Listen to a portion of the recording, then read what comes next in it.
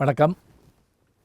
ராமாயணத்தில் முக்கியமான பகுதியில் வாலி மோட்சம் அப்படிங்கிற பகுதி கிஷ்கிந்தா காண்டத்தில் ராமன் வாலி மீது அம்பு தொடுத்த உடனேயே அடிபட்ட வாலி கேள்வி மேலே கேள்வி கேட்குறான்.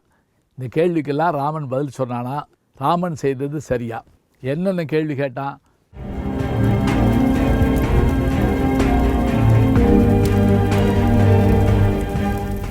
நான் மற்றவனோடு போர் செய்கிற போது நீ என் மீது அம்பு போடலாமா? நிராயுதபாணி மீது அம்பு போடலாமா? மறைந்திருந்து அம்பு போடலாமா? அரசனுக்கு அரசன் தூது அனுப்பாமல் அம்பு போடலாமா? இத்தனை கேள்வி கேட்குறான். இந்த கேள்விக்கெல்லாம் ராமன் பதில் சொல்லலை. இப்போ இப்படியே பதில் சொல்லாமல் விட்டுட்டா ராமன் குற்றவாளின்னு ஆயிடும். ஆனால் அங்கே குற்றம் அப்படி இல்லைங்க.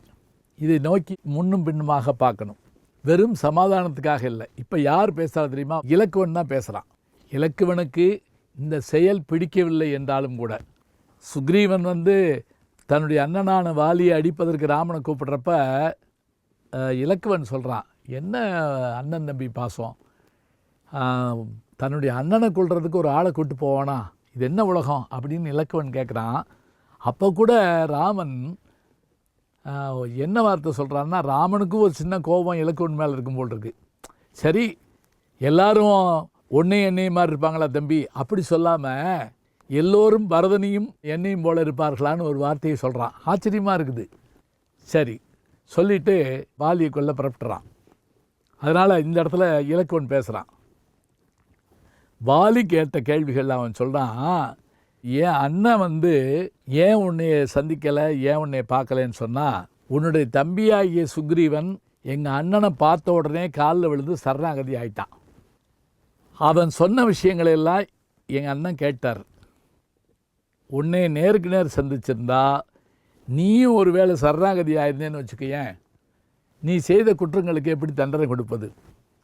இது நமக்கு ஓரளவுக்கு சரியாகவும் படலை. ஏன்னா எப்படி சிலப்பதிகாரத்தில் பொற்கொல்லனுடைய வார்த்தையை கேட்ட பாண்டியன் கோவலனையும் கூப்பிட்டு கேட்டிருக்கணும் இல்லையா? கேட்கலை. அதுதான் பிரச்சனையே. இங்கே வாலியையும் கொஞ்ச நேரம் பேச விட்டு பார்த்துருக்கணுமே, பார்க்கலை. அப்போ நீ நீயும் சரணாகதி அடைந்துவிட்டால் என்ன செய்வது என்று என்னுடைய சகோதரன் நினைத்து இருக்கலாம். ரெண்டாவது, ஏற்கனவே வாக்கு கொடுத்ததால் அதை மீற முடியாமல் உன் மீது அம்பு செலுத்தி விட்டார் என்று இலக்குவன் சொல்கிறான். ஆனாலும் கூட நமக்கு இன்னும் சந்தேகம் தீரலை. அவன் எத்தனை கேள்வி கேட்டான், இத்தனை கேள்விக்கு ஒரு பேசாமல் இருக்கார், என்ன அர்த்தம்? இதுக்கு வாரியார் சாமி சொல்லக்கூடிய விஷயம் என்ன அப்படின்னு கேட்டிங்கன்னா, இது ராமாயணத்தில் இருக்குது. எங்கே இருக்குது அப்படின்னா, திரு அவதார படலத்துக்கு நம்ம போகணும்.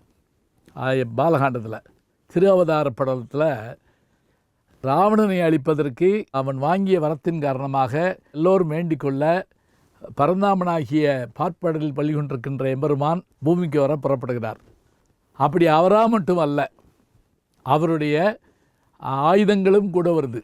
அந்த ஆயுதங்கள் தான் பரதனாக, இலக்குவனாக, சத்ருகுணனாக அந்த ஆயுதங்கள் வருகின்றன. அதோடு மட்டுமில்லாமல் தேவர்கள் எல்லோரும் குரங்குகளாக மாறி வருகிறார்கள். ஏன்னா ராவண ஒரே ஒரு வரம் வாங்கியிருந்தான், என்னை யாரும் அழிக்கக்கூடாது, மனிதர்களையும் குரங்குகளையும் தவறுன்றிருந்தான். அதனால் மனிதனாக ராமன் வந்தார், குரங்குகளாக தேவலோகத்து ஆட்கள் வந்தார்கள். அப்போது சூரியனுடைய மகனாக சுக்ரீவனும், இந்திரனுடைய மகனாக வாலியும், வாயுனுடைய மகனாக அனுமனும், மற்றவர்களும் எல்லாரும் வர்றாங்க. எல்லாருடைய நோக்கமும் என்ன என்றால், அவதார நோக்கம் ராவணனை அழிப்பது. இதுதான் முறை. இப்போ இந்த முறைப்படி எல்லாம் நடக்குது, ஒன்றே ஒன்றை தவிர. அது என்ன என்றால், எல்லாரும் ராவணனை எதிரியாகத்தான் கருதுகிறாங்க. வாலி மட்டும் ராவணனோடு நட்பு கொள்கிறான். அதுவும் அவங்களுக்குள்ள சண்டை வந்தது, பிறகு அவன் நண்பனாயிட்டான். இப்போ வாலி மூலமாக ராவணனை கொல்ல முடியுமான்னு கேட்டால், அவன் நண்பனாயிட்டான், கொல்ல முடியாது.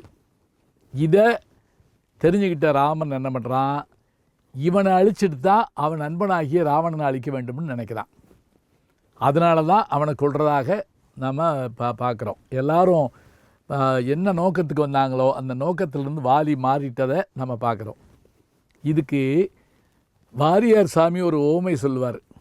என்ன அப்படின்னா, நாடகத்தில் ஆண் ஒருத்தன் பெண் வேடம் போடுறான்னு வச்சுங்களேன். பெண் வேடம் போடுறப்ப என்ன செய்வாங்க, அவனுக்கு முதல்ல மீசை எடுப்பாங்க, அவனுக்கு அந்த தலைமுடியெலாம் வைப்பாங்க, சேலை கட்டி விடுவாங்க, அவன் பெண் மாதிரி நாணப்பட்டு வெக்கப்பட்டு நடந்து வரணும். இதுதான் நாடகத்தினுடைய தன்மை. நாடகம் நடந்துக்கிட்டு இருக்கப்ப திடீர்னு அந்த பெண் வேஷம் போட்டவன் பெண்மையிலிருந்து விலகி மீசையை முறுக்கிற மாதிரியும் அந்த சேலையை அப்படி மடித்து கட்டுற மாதிரியும் குரலை மாற்றியும் ஆண் மாதிரி பேச ஆரம்பித்தான்னு வச்சுக்கோங்களேன். உடனே என்ன ஆகும், கீழே ஆடியன்ஸ்கிட்ட குழப்பம் ஏற்படும், கூட நடிக்கிறவங்களுக்கு குழப்பம் ஏற்படும். உடனே என்ன செய்வார், நாடக இயக்குனர் ஸ்க்ரீனை போட்டு அவனை உள்ளே இழுத்துடுவார். உள்ளே இழுத்துட்டு கூட ஸ்க்ரீனை போட்டுருவார். இதுபோல் வாலி வந்த நோக்கத்தை மறந்து போனதால் ராமன் வந்த நோக்கம் மறந்த நீ வேஷம் என்ன போட்டோங்கிறத மறந்துட்ட, இனிமே போதும் உள்ளவான்னு இழுத்துட்டாரு. அதுபடி அவனை தன்னுடைய அம்பால் வீழ்த்தினார் அப்படின்னு அந்த உதாரணம் சொல்லுவார். எதுக்கு வந்தமோ அதை மறந்துட்டா அவன் மீண்டும் உள்ளே அழைக்கப்படுவான். இதுதான் நமக்கு அதில் சொல்லப்படுற விஷயம். எல்லாத்துக்கும் மேலே எப்படி நம்ம தீர்மானிக்கலான்னா, வாலி கோபமாக இருந்தாலும் பிறகு அவன் என்ன பண்ணுறான், மரணம் நெருங்க மனம் திருந்தி ராமனை வணங்க தொடங்குறான். ஏவுகூர் வாளியால் எய்தினாய் அடியேன் ஆவிபோம் வேளையில் அறிவுதன் அருளினாய் மூவண்ணி முதல்வண்ணி முற்றும் நீ வற்றும் நீ பாவம் நீ பகையும் நீ உறவும் நீ அப்படின்னு ராமனை அப்படி கையில் கூப்பி வணங்கி தான் மகனாகிய அங்கதனை இனிமேல் நீ இவனை உன்னுடைய பொறுப்பாக வைத்து கொள்ள வேண்டும் என்று கொடுக்கிறான் என்று சொன்னால், தன்னை கொன்ற கொலைகாரனாக ராமனை கருதி இருந்தால் மகனை கொடுத்திருப்பானா, வணங்கியிருப்பானா, வாலி மோட்சம் என்று போட்டிருப்பார்களா?